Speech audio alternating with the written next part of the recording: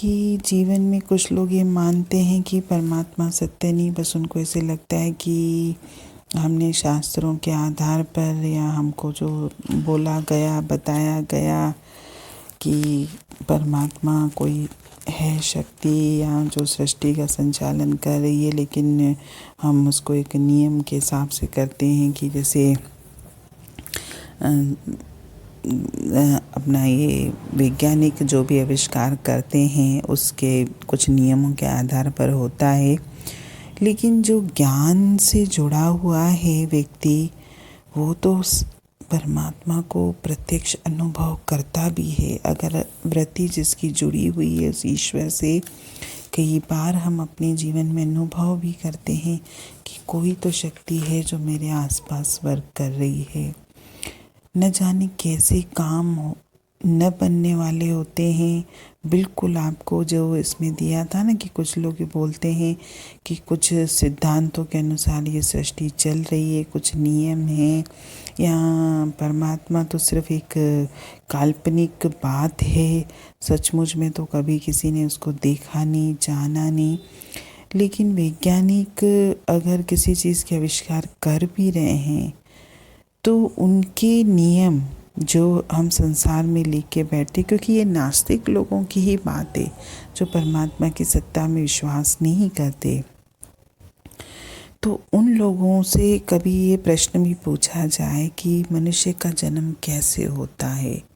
फिर आपने जन्म के तो बता दिए कि कैसे, लेकिन बच्चा गर्भ में 9 महीने तक एक एक दिन में उस बच्चे का निर्माण कैसे हो रहा है, और जब आत्मा ये शरीर छोड़ती है तो वो आत्मा को आज तक किसी ने देखा क्यों नहीं, क्या है वो, कैसे उस प्राणी हमारी आँखों के सामने होता है और वो आत्मा निकल जाती लेकिन किसी को दिखाई नहीं देती, इसका क्या नियम है। लेकिन ये तो देखिए नास्तिक लोगों की बातें हैं जो ये बोलते हैं, आज वाणी में लिखा भी था। लेकिन जो ईश्वर से जुड़ा हुआ है, जो सत्संगों से जुड़ा हुआ है, जिसने परमात्मा के लिए मन में विश्वास पैदा किया है, उसके लिए जिसके मन में प्रेम है, वो तो अगर कोशिश क्या मतलब थोड़ी सी भी अगर हम वृत्ति जोड़े ना उससे, आपको वो प्रत्यक्ष अनुभव भी होगा। और सत्संग से, वाणी से, ज्ञान से ही हमको ये बात पता चलती है कि परमात्मा एक शक्ति है। कितने दृष्टांत सत्संग में चलते हैं, कितनी कहानियाँ, कितनी बातें, कितनी वाणियाँ हमको बताती हैं। और ये सिर्फ वाणी, कहानियाँ, किताब की बातें नहीं हैं। अगर हम जो बात सुनते हैं सत्संग में, आप तो खुद इस चीज़ का अनुभव करके देखिए कि कैसे नहीं कोई शक्ति मेरे आसपास है। अगर ये भजन चलता भी है कि पल पल तेरे साथ में रहता हूँ, तो पल पल तेरे साथ में रहता हूँ सिर्फ भजन नहीं है। कभी आप उसको अपनी वृत्ति को संसार से समेट के बैठ के तो देखो, आप उसके साथ, आपको लगेगा कि वाकई वो मेरे साथ बैठा हुआ है। और इसमें गुरु नानक साहिब जी ने भी यही कहा था कि जब इस सृष्टि का निर्माण हुआ था, जब ये सृष्टि अस्तित्व में आई थी, इससे भी पहले जब कुछ भी नहीं था तो भी परमात्मा था, और जब ये सृष्टि खत्म हो जाएगी तो भी परमात्मा रहेगा।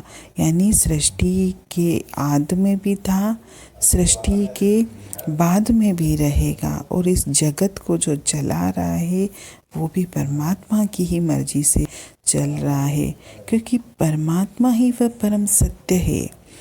क्योंकि सृष्टि का आधार भी वही है और सृष्टि का मालिक भी वही है। वो जैसे चाह रहा है अपनी सृष्टि को चला रहा है।